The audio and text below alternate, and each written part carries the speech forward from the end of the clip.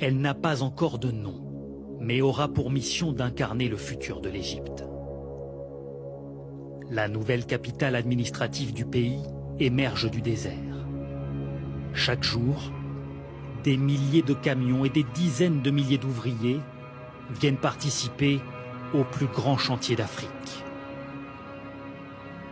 Grande comme 7 fois Paris intramuros, la ville regroupera bientôt toutes les institutions égyptiennes. Les ministères dans ses bâtiments dépouillés, le palais du gouvernement ou encore un parlement 3 fois plus grand que l'actuel. Son hémicycle pourra accueillir jusqu'à 1000 députés.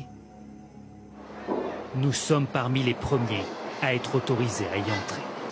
Là, on est au premier niveau, mais il y aura 16 rangées de gradins jusqu'en haut. La population égyptienne augmente rapidement, alors on a prévu 3 fois plus de places dans l'hémicycle pour accueillir plus de députés. Les ouvriers se relaient ici 24 heures sur 24, car le déménagement du Parlement et des premiers ministères est prévu dès l'an prochain. Ici, il y aura le ministère des Affaires étrangères, celui de la Justice et celui de l'économie. Pour arriver jusqu'ici, les nouveaux habitants emprunteront ces autoroutes à 12 voies. Un aéroport et 1200 lieux de culte sont également prévus, comme cette cathédrale copte ou cette impressionnante mosquée. Plusieurs centaines de milliers de fonctionnaires s'installeront également dans ces immenses quartiers résidentiels. La ville doit à terme accueillir 6 millions de personnes. Ici, il y aura des espaces verts entre les immeubles, des places de parking pour tout le monde et des appartements spacieux. On sera loin de la situation au Caire actuellement.